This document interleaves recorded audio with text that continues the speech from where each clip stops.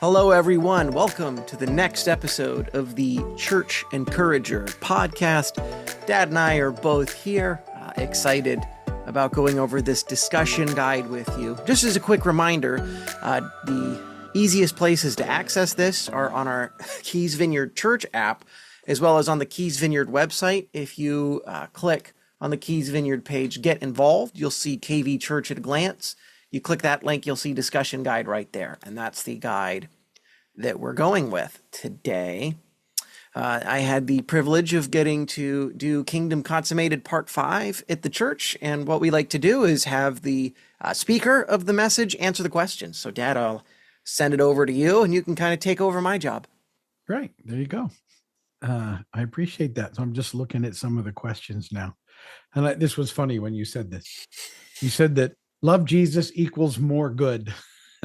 And how have you experienced that in your own life? That the more you love Jesus, the more what you said was repulsive sin becomes. It's the same thing. Like if you can start the day what you've taught for years, being thankful, just with the mindset of encouraging people, spending time in the Word, praying.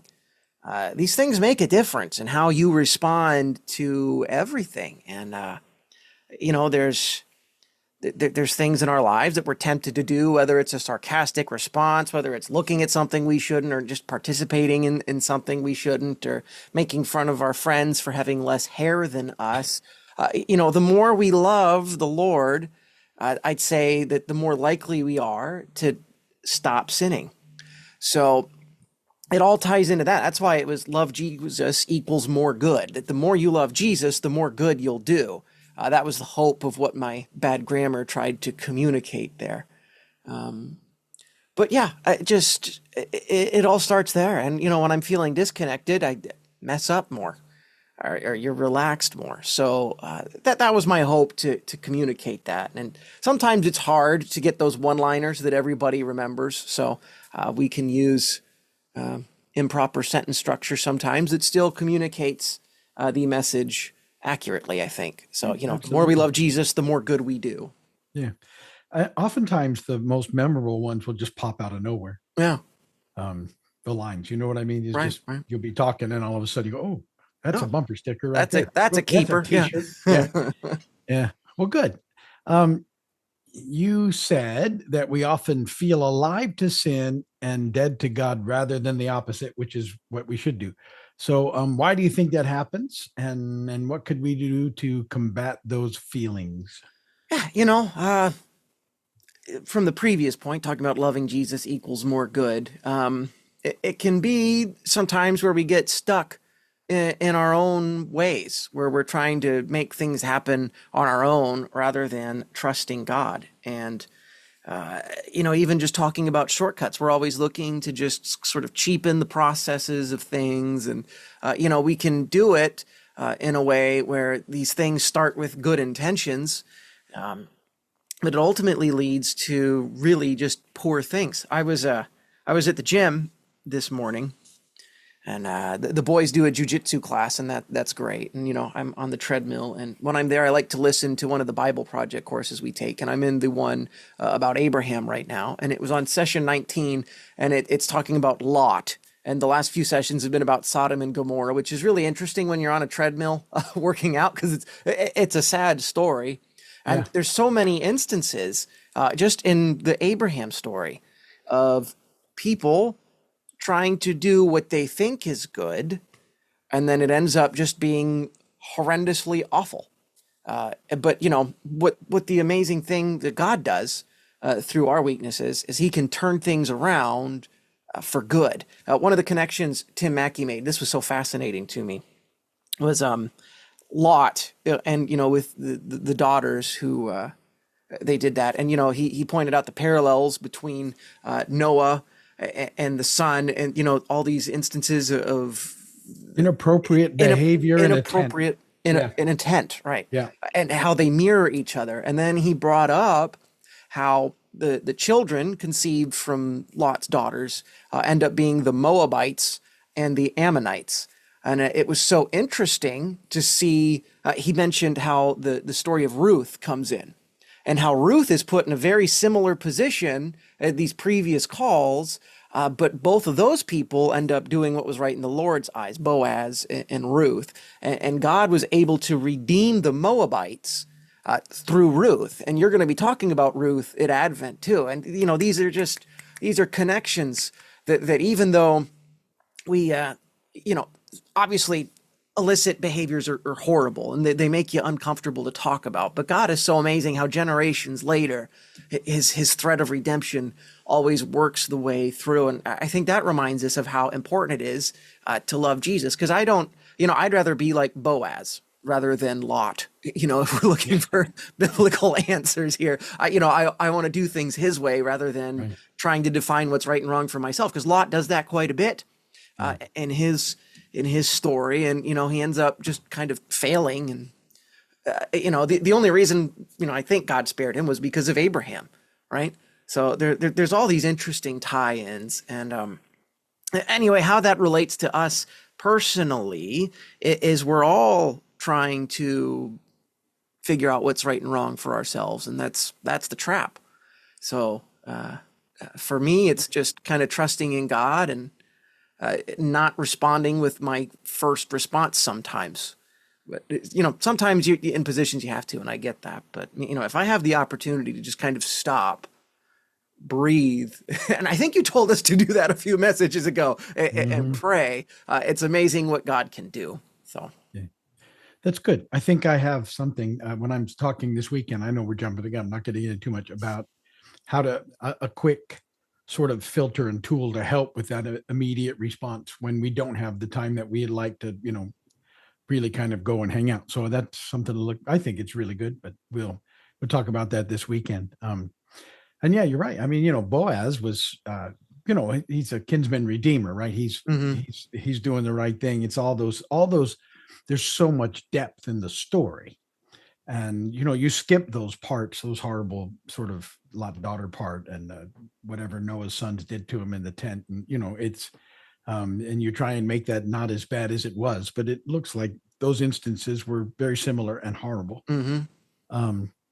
But yeah, God is a God of redemption, and that's a big deal. And restoration, Kim had a great word about, that this weekend. So that was really good. I like this too, because the word righteousness and what does it mean to be righteous? And I love the definition. It's really being who you were created to be, that reflecting the image of God, right in being because of what He's done. And yet it's so easy to get righteousness and self-righteousness mixed up.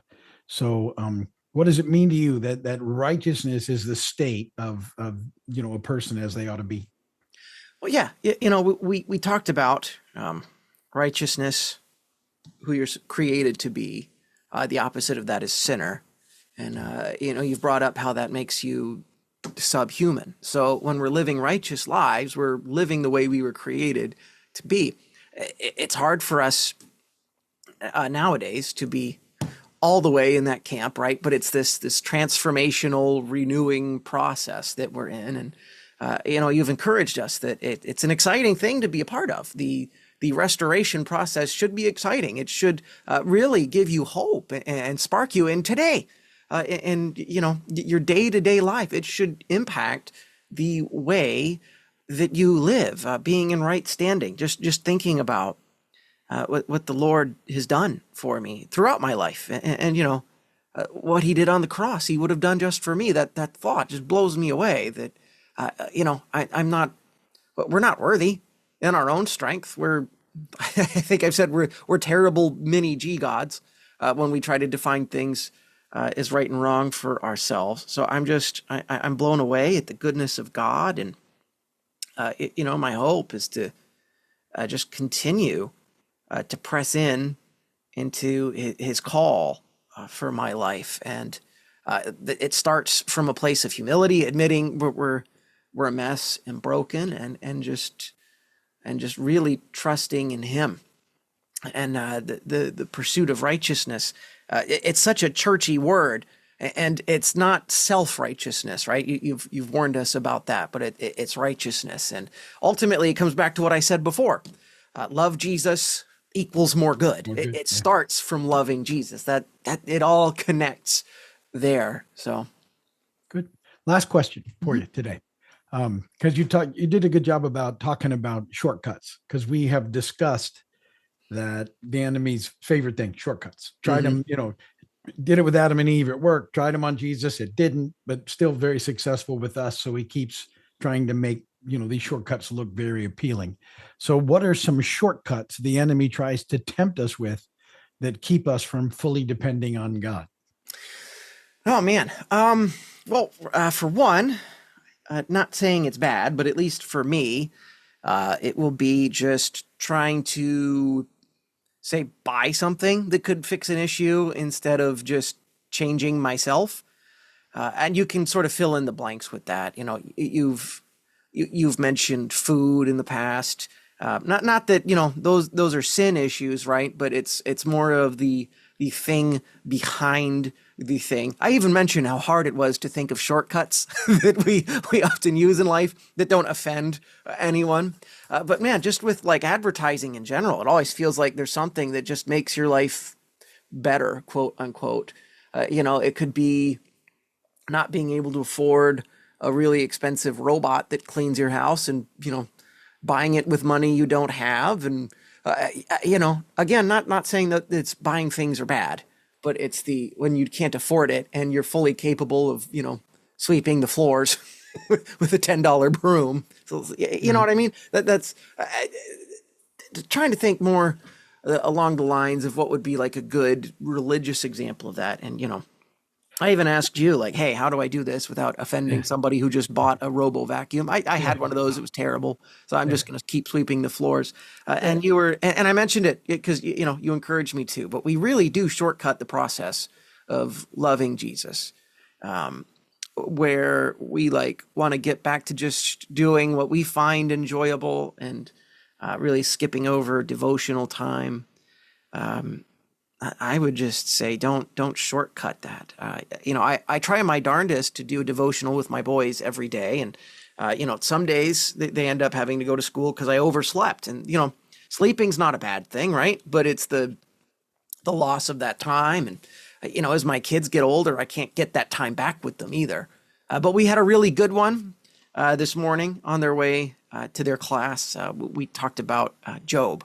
It was funny, and not that the story of Job is funny, but that how even just like my little time of devotions with the boys ties into everything. Job, his story was a sad one. Uh, uh, you know, Goes through this ultimate test, and through every hardship he faced, he still trusted God with everything, and part of the restoring, renewing story that God does is He was able to restore and renew Job's life through everything. And there's obviously still pain there, but God can. He's so big, so awesome, and so amazing. He can take what seems horrible in the moment, and He can get what are those Hebrew words Tim Mackey uses? Tov from Ra, if you will. Yeah. He can Yeah. get Yeah. good Yeah. from Yeah. chaos, evil, and but we have to trust him. And we're not promised a free pass from difficult situations, but God gives us a way through. And getting that message in your heart is difficult at any age because we so often want to take a shortcut around problems. So if we can trust God, even in those difficult moments, that say, Lord, I'm just going to kind of press in. I'm going to lean on you in these times. I would be willing to wager that would improve our lives, Mhm. Yeah. trusting in Him. I think you nailed that. We often try and shortcut that relationship, and that relationship is meant to be one that takes time and depth and all those things, and any other way really shortcuts Yep. what we can learn as we sort of walk through life with him. Well, really good job. Did a great job last weekend, and we're going to be heading towards this coming weekend. We'll be back in a couple of days with the podcast on the Online Bible Institute, and looking forward to doing that, talking about Kingdom Consummated Part 6.